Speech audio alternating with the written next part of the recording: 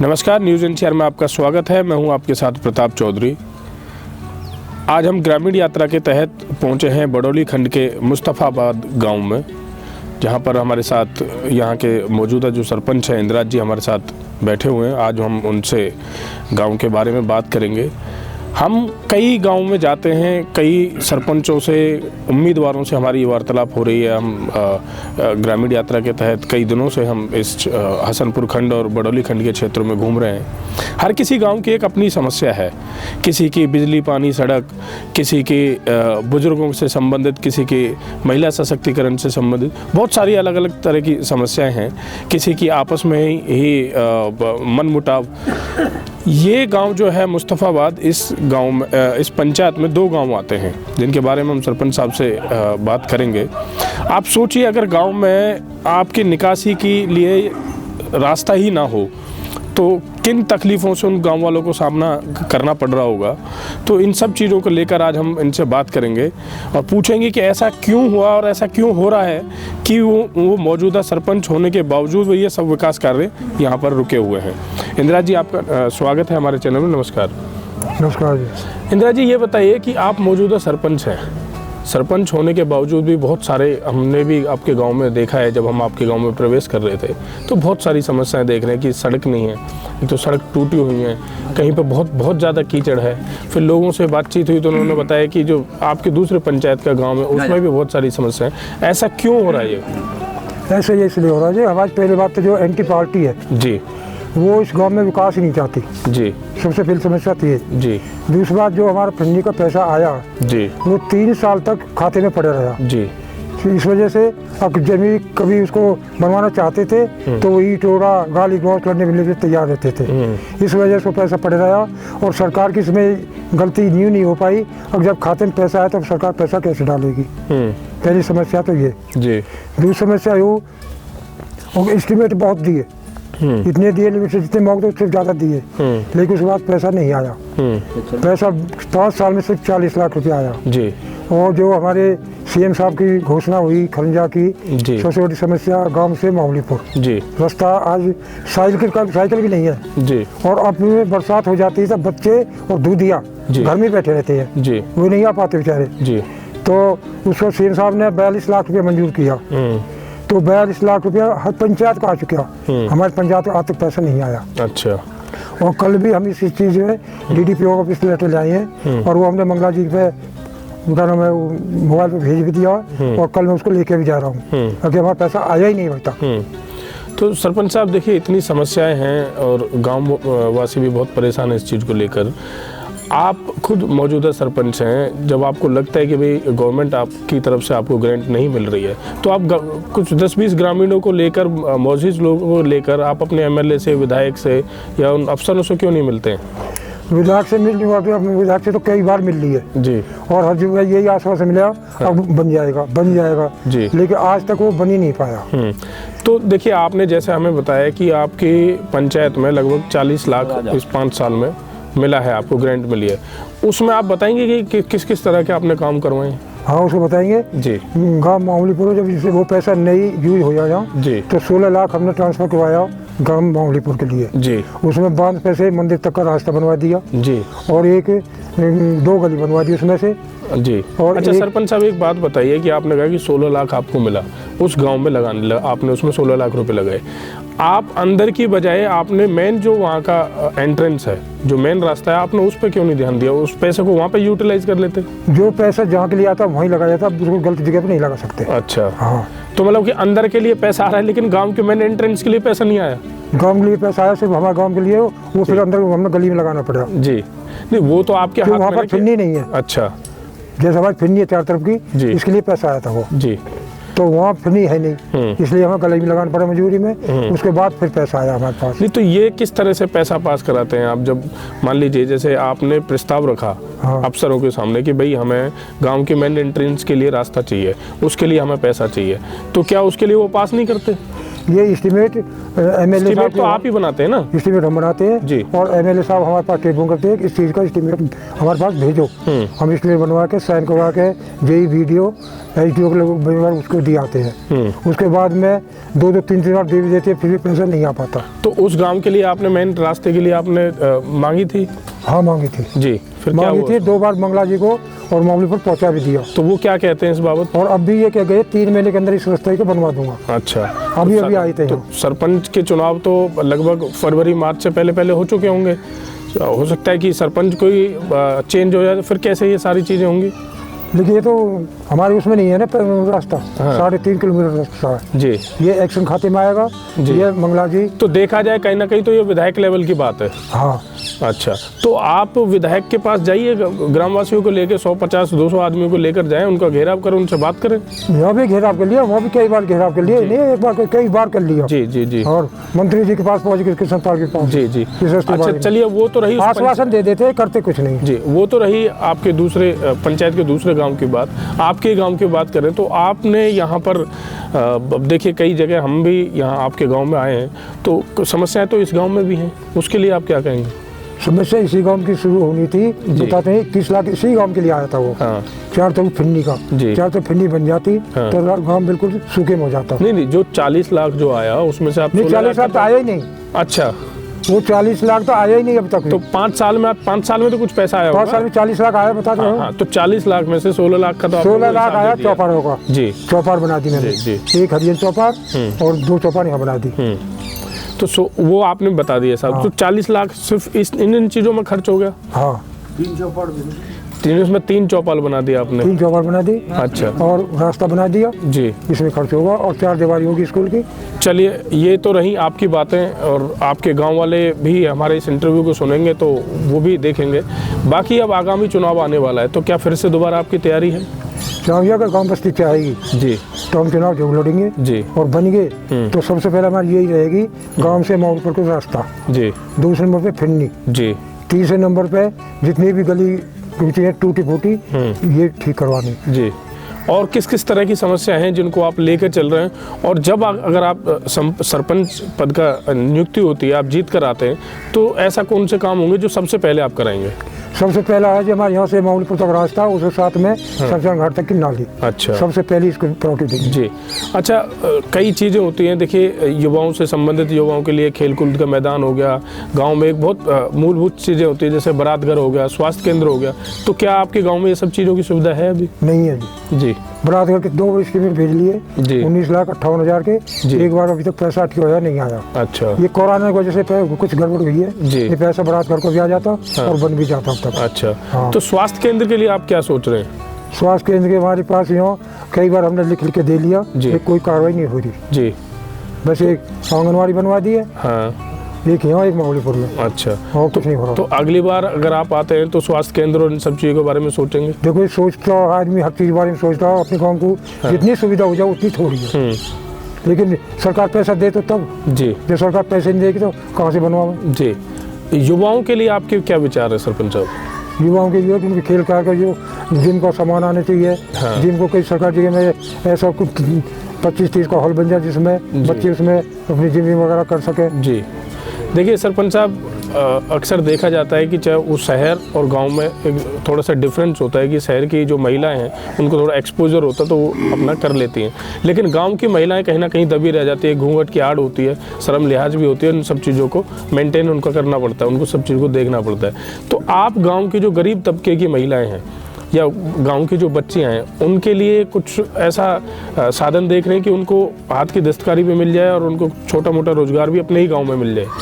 ऐसे में कई बार हमारे यहाँ वो आई है स्कीम, लेकिन वो अभी तक सेंटर खुला नहीं है, खासकर ये सिलाई मशीन के लिए। जी। कई बार हमारे पास वो आई, आप जगह दे दो, हमने और जगह कहीं अपनी सरकार की जगह थी नहीं, अभी बनी है चौपाड़ भी, हमने अपनी जगह नियुक्त करवा दी, लेकिन अभी तक कोई सेंटर यहाँ पर आया नहीं। अच्छा, तो और कोई आपकी समस्या है या और कोई आप अपनी बात अपने गाँववासियों के सामने रखना चाहें या अफसरों के सामने कोई अपील करना चाहें हमारे चैनल के माध्यम से? समस्या तो इतनी बड़ी है जी, सबसे बड़ी समस्या हमारी पानी की है। जी। जगह खेती बर्बाद हो रही है। अच्छा। और रास्ता बर्बाद हो रहा है। पानी की जैसे आप थोड़ा एक्सप्लेन करें। जो हमारी जोड़ है जो वो पश्चिम साइड ऊंचे पे है। अच्छा। और पानी जितना सब पूरा साइड में जा रहा है, जिससे खेती बर्बाद और रास्ते बर्बाद है। तो अब नज़दीक चुनाव है, अगर आप अपने ग्रामवासियों से कोई अपील करना चाहेंगे? अपील यही है कि अभी इलेक्शन आएगा, इलेक्शन में कैंडिडेट तो 3-4 तो खड़ी होते हैं। जी जी। हमारा नंबर पर है तो कम वास्ते चाहेगी तो हम भी खड़े हो जाएंगे। हाँ। और बन जाएंगे तो फिर जितने 5 साल में तो हम पहली बार बने, हाँ। ये तो कुछ सीख नहीं पाए, ठीक। अब थोड़ा सीख गए तो हम भी थोड़ा आगे कदम बढ़ाएंगे। बहुत बढ़िया। जैसे पता लग गया भाई चंडीगढ़ से पैसा इस प्रकार से आता है, जी जी वो भी कुछ पैसे वैसे दे देगा आता है, वो भी हमारे सामने बात आई है। जी तो कुछ लोग पैसा बहुत लिया है वहाँ से, जी। हम इसी में बहुत पीछे रह गए। जी, एक बात और बताइए कि आपके गांव में कई बार सुनने को भी मिलता है, और आपका गांव जो है काफ़ी संवेदनशील में रहता है, चाहे वो चुनाव के समय लगा लीजिए, तो कई रूप से स्थिति गंभीर रहती है, तो उसके बारे में आप क्या कहेंगे? उसके बारे में यही हमने 2019 में 12 दिसंबर को एप्लीकेशन लगाई थी एसडीएम साहब के जी। और उनने हमारे सामने वो मार्क कर दी तहसीलदार के लिए, और तहसीलदार के थ्रू कौनी पे आगे पटवारी पे, पटवारी की मैसेज हम पाएगी भाई वोट करने की एप्लीकेशन नहीं लगाई, बोलो हम इंक्वायरी करने के आएंगे। उसी दौरान लगा कोरोना, 3-4 महीने उसमें चलते रहे। उसके बाद मैं उससे संपर्क रखे पटवारी से, पटवारी ने कोई सुनाई नहीं करी। अभी ये डेट आई थी 12, 13, 14, 15 दिसंबर तक वोट बनेंगी, कटने की हमें कोई सूचना नहीं दी। और जब हम कटने के उसने यहाँ सर्वे करके लेगा पटवारी हमारे पास में 10-20 आदमी के साइन लेगा, सबको एक आदमी पूछा यहाँ वासिंदा है नहीं है, हाँ। सबने मना कर दिया यहाँ के नहीं है जी। अच्छा। और वो रिपोर्ट उसने वहाँ एसडीएम साहब के वहाँ नहीं दी। अच्छा। फिर हम मंगला के थ्रू एसडीएम साहब से मिले, एसडीएम साहब ने कहानी को तहसीलदार साहब ये बुला लिए, उनसे डिस्कशन करा, उन्हें बोले जी 15 दिसंबर लास्ट डेट थी। अच्छा। मैंने कहा जी 15 दिसंबर से हमको इनके बताई नहीं, हमको 15 दिसंबर बताई वोट बनने की, ना कि कटने की। उसमें कहानी को हेरा फेरी करता रहा। तो कौन लोग हैं ये जो वोट के लिए आप कह रहे हैं? ये यूपी के हैं जी। अच्छा। दूसरी एंटी पार्टी के। अच्छा। उनका नाम कुछ है, वल्दियत कुछ है। अच्छा। उनका वहाँ की लिस्ट कौन करा रहा है ये काम? ये वोट किसने बनवाई है? ये हमारा एंटी आई पार्टी पप्पी। अच्छा। उसने बनवाई है। अच्छा अच्छा। यही पता नहीं आदमी है कहाँ के। अच्छा। तो ये वोट एक्स्ट्रा है मतलब आपके कहने का? हाँ जी। और ये कट नहीं पा रही। ठीक। तो सरपंच साहब बता रहे हैं कि कुछ वोट यहाँ पर जो हैं वो बाहर के लोगों की हैं, जो यहाँ के वासिंदे भी नहीं हैं, और वो बदमाश प्रवृत्ति के लोग बता रहे हैं ये। तो बाकी और भी हमारे साथ यहाँ के गांव समाज के लोग बैठे हैं, तो उनसे भी हम बात करेंगे, उनसे पूछेंगे इनकी समस्याओं के बारे में। तो आइए चलते हैं। हमारे गांव में सर इतनी चीज़ अधूरी रह गई है कि उनको हमारे सपने भी शायद साकार न हो सके, ये बन जाए। अच्छा, तो क्या हैं वो चीज़ें, आप दर्शकों को बताइए। ग्रामीण भाई देखो हमारे गांव में कितनी समस्या हैं। एक तो स्कूल में बहुत 5वीं तक की समस्या है, मिडिल तक कम तो होना ही चाहिए। अच्छा। और फिर एक स्वास्थ्य, बच्चों के जो नवयुवक बच्चा हैं उनके लिए स्वास्थ्य के लिए स्वास्थ्य केंद्र जरूरी है जी। एक हमारी जो गरीब रेखा की औरतें, उनके लिए संस्था ऐसी होनी चाहिए जिनका उनको रोजगार निकले जी। और एक सबसे बड़ी समस्या जो हमारे यहाँ है वो हमारे गांव एक मोहम्मलीपुर है, वहाँ रास्ते की इतनी बड़ी दिक्कत है कि हमारे छोटे छोटे जन बच्चा हैं वो बड़े परेशान रहते हैं जी। स्कूल की स्कूल तो दिक्कत है ही है, उनके रास्ता आने जाने की इतनी दिक्कत है कि वे बहुत परेशान है, कच्चा रास्ता है। सरपंच तो कोई भी बन जाओ पर काम होने चाहिए जी। आप काम के साथ हैं? हाँ, काम के साथ जी। गांव में सबसे पहले तो ये बेरोजगारी जो सबसे मेन मुद्दा ये। नंबर 2 दूसरी जो लेडीज गरीब है जी, जो बाहर नहीं जा सकती, जो अपने बच्चों को पालन पोषण नहीं कर सकती, उनके लिए कुछ ऐसा हो जो उनको घर पर रोजगार मिल सके जी। दूसरा नंबर जो मामलीपुर का मेन रास्ता वो एक किसी का भी नहीं, वो सभी का है। जो कि आज रात को कोई बच्चा बीमार हो जाए उस नंगड़े से, उस नंगला जो हाँ, तो उनको रात को एम्बुलेंस भी नहीं पहुंच पाती वहाँ पे, जबकि यहाँ से 2 किलोमीटर का रास्ता, उनका 2-2.5 किलोमीटर का रास्ता पड़ता है, कच्चा रास्ता है। सबसे मेन प्रॉब्लम तो ये है गाँव की जी, रास्ताओं की प्रॉब्लम है। जो एक नंबर 2 गाँव का पानी का निकाल का रास्ता नहीं है कोई जी, ये जरूरी है। जैसा कि आपने देखा मेरे साथ कुछ गांव के लोग भी थे और उन्हें मूलभूत सुविधाएं जो हैं वो मुहैया नहीं हो पा रही हैं। हमारे साथ मोहम्मलीपुर से भी गांव से हैं। सर आपका नाम? ईश्वर। हाँ जी। आपको क्या लगता है कि आपके गांव में क्या चीज़ अधूरी है और क्यों होनी चाहिए वो? हमारे गांव में सभी चीज़ अधूरी हैं। सभी अधूरी हैं। मेन चीज़ रास्ता है। रास्ता से बहुत परेशान है हम जी। आने जाने में बहुत समस्या आवे रास्ता में जी। जैसा कोई बालक बच्चे रात को बीमार है जा तो भी बहुत दुखी है, बारिश हुई है या की वजह से बहुत दुखी है जी। एक रेती के ट्रैक्टर चल रहे हैं, इनने बहुत अटैच कर रखी है सर रास्ता की। जी हाँ, ये रेत ही रोकनी चाहिए सबसे पहले तो। अच्छा, रेत ही हाँ। रोकनी चाहिए, ठीक है। और मेन समस्या यहाँ है जी। और आपका इस बार सपोर्ट किसको रहेगा पंचायत? सपोर्ट तो हमारी अब जो सरपंच फिलहाल मौके पे है उसी की सपोर्ट फिलहाल तो। जी सबसे बड़ी दिक्कत यही है जी, गांव के विकास नहीं हो रहे जी, पैसा नहीं आ रहा। कई बार मतलब हम सब ने ही जो लगा लिया जी, पैसा आता ही नहीं है जी, पैसा नहीं आ रहा है। हाँ। और अभी सरपंच साहब ने जाली वोटों की बात की, उसके बारे में आप क्या कहना चाहेंगे? क्या आपने उसकी कभी शिकायत दर्ज कराई? हाँ जी, शिकायत कराई जी। पिछली बार भी हमने, पिछली बार जब इलेक्शन जीता जी, पिछली बार भी फर्जी वोटन पे हमने वो एडीसी के यहाँ से रुकवाई थी जी, उस पर झगड़ा भी हुआ जी पिछली बार भी। फिर इलेक्शन हमारा अति संवेदनशील में हो गया जी। अब भी 2019 में 12वें महीना से मतलब कार्रवाई चल रही है और अब भी वोट नहीं कटी। अभी वोट नहीं? हाँ जी, अब भी मतलब प्रशासन ने पैसा खाए कर मतलब वोट काटी नहीं है जी, गुमराह करते रहे, पूरे दस्तावेज दे दिए, मतलब आज तक कोई कार्रवाई नहीं हुई जी। अब बोलते हैं कि डेट चलेगी, अब अगले चुनाव के हाँ बाद होगी। आप हमारे दर्शकों से कुछ अपील करना चाह रहे हैं, क्योंकि चुनाव सर पे हैं, तो आप लोगों से क्या कहना चाहेंगे कि किसे वोट दें, किस आधार पे दें?